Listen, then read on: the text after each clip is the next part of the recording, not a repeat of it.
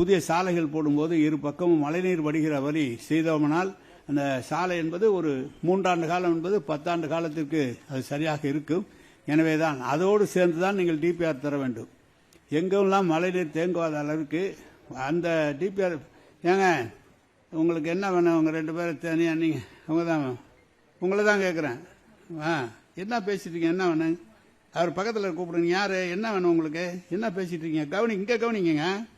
நீங்க அதை விட்டு இங்க கவனிங்க. என்ன நீங்க எந்த ஊர், எந்த இதை பாக்குறீங்க? அந்த அவரு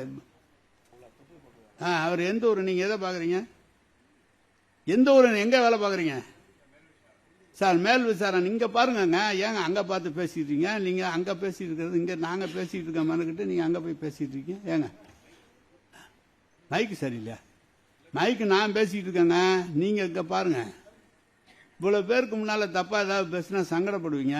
பாத்துங்க நீங்களாம். நான் எல்லாத்தையும் பார்த்துக்கிட்டு தானே இருக்கேன், யார் யார் எங்க பாக்குறாங்க என்ன செய்யறாங்கன்னு.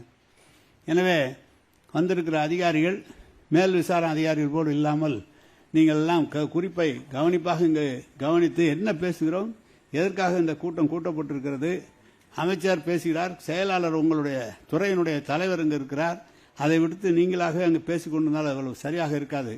எனவே